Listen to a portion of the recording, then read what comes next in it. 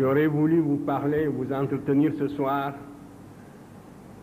assez longtemps pour pouvoir vous communiquer un certain nombre d'informations qui me paraissent essentielles. Hélas, je serais bien obligé de me résumer. Mais j'essaierai, autant que faire se peut, de vous communiquer quand même l'essentiel du thème de ma conférence. Aujourd'hui, en effet, nous devons parler de l'apport de l'Afrique à la civilisation universelle. De quoi s'agit-il? L'Afrique passe pour être un continent fruste qui n'a presque rien apporté à la civilisation. On parle souvent du rendez-vous du donner et du recevoir, en supposant que d'ici là, l'Afrique aura fait ses preuves et que, peut-être, dans la phase ultime du développement de la civilisation universelle, l'Afrique apportera quelque chose à l'humanité. C'est vraiment renverser le courant de l'évolution et raconter l'histoire à rebours que de concevoir le développement historique de cette façon. Parce que c'est bien le continent africain qui fut à l'origine de tout le développement de la civilisation. Je voudrais seulement saisir 3 grandes étapes de cette évolution et m'entretenir avec vous là-dessus. Au tout début donc, maintenant cette question ne se discute plus âprement, mais il y a une trentaine d'années, pour être sérieux, il ne fallait pas considérer que l'Afrique puisse être réellement le berceau de l'humanité. C'était une idée qui paraissait extrêmement saugrenue et il fallait même faire preuve d'un grand courage intellectuel pour avancer une telle pensée. Depuis, la recherche s'est développée et vous en connaissez les résultats. Nous savons aujourd'hui que l'Afrique est bien le berceau de l'humanité. Mais vous me direz tout de suite que le berceau de l'humanité, on a dit que c'est un berceau à roulettes et qu'il passe d'un continent à l'autre. En fait, ceci est inexact. Ce berceau, on l'a placé au début en Asie, pour des raisons bien connues, relevant de la tradition biblique et aussi des apparences. C'est en Asie que se trouvent les 3 races. On a en Asie des noirs, des blancs et des jaunes, et la tradition biblique aussi plaçait le berceau de l'humanité sur ce continent. De la sorte, les premiers archéologues, tels Sir Bernard Boulay, ont essayé de vérifier la véracité biblique.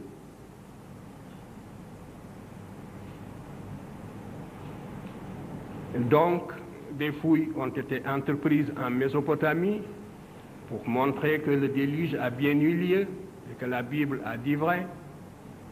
En Asie, on a trouvé le pithécanthrope. Ces minces éléments ont suffi pour placer le berceau de l'humanité en Asie. Mais dès que la recherche s'est intensifiée, on s'est aperçu que c'est vers l'Afrique plutôt qu'il faut regarder, d'autant plus que des auteurs comme Darwin avaient déjà suggéré cette idée-là. Maintenant, les fossiles et les vestiges trouvés en Afrique ne laissent plus aucun doute sur le fait que l'Afrique est le berceau de l'humanité. Et depuis que le berceau a été placé en Afrique, je vous l'ai dit, il ne l'a plus quitté. Et chaque jour, la recherche dans le domaine de la préhistoire,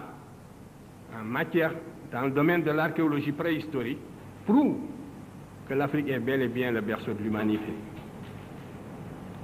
6 spécimens d'hommes, si on peut les appeler ainsi.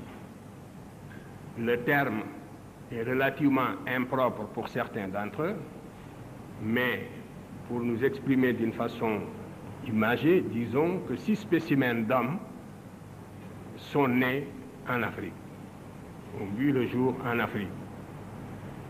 Les 3 premiers n'ont pas atteint, semble-t-il, dans l'état actuel de la recherche, un potentiel d'expansion suffisant pour sortir de l'Afrique.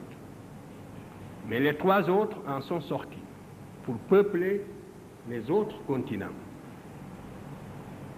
Les 3 premiers sont l'Australopithèque robustus, ce sont des noms barbares, je ne m'attarderai pas sur ces questions-là. C'est donc l'Australopithèque robustus, l'Australopithèque gracile et l'Homo habilis.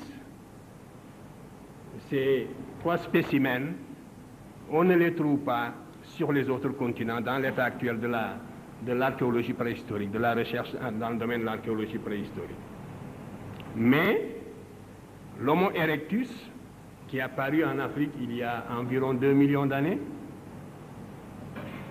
l'homme de Néandertal, que l'on appelle maintenant, et que l'on appelait aussi l'Homo faber, et que l'on appelle maintenant l'Homo sapiens,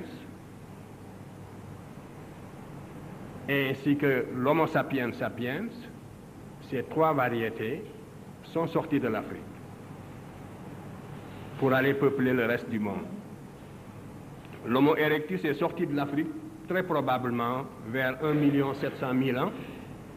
Il y avait 2 voies de sortie pour cette humanité, soit par l'isthme de Suez, soit aussi par le détroit de Gibraltar. Ce sont les voies qui ont été pratiquées par la première humanité née en Afrique sous la latitude du Kenya, dans cette région de l'Afrique de l'Est, qui comprend à la fois l'Éthiopie, le Kenya, la Tanzanie et même l'Afrique du Sud. Donc, cette humanité qui est née dans cette région est sortie de l'Afrique par l'isthme de Suez et par le détroit de Gibraltar. L'Homo erectus est entré en Europe il y a environ 400 000 ans. Il a été suivi par l'homme de Néandertal, très probablement vers 100 000 ans ou 150 000 ans. Et l'Homo sapiens sapiens lui-même, c'est-à-dire l'homme qui est à la fois comme vous et moi, c'est la dernière forme, si vous voulez, de l'humanité. L'Homo sapiens sapiens est sorti de l'Afrique il y a 40 000 ans et est allé peupler également l'Europe. Voilà donc le processus de la formation, si vous voulez, de l'humanité, de l'apparition de l'humanité, et aussi le déplacement de cette humanité vers les autres continents.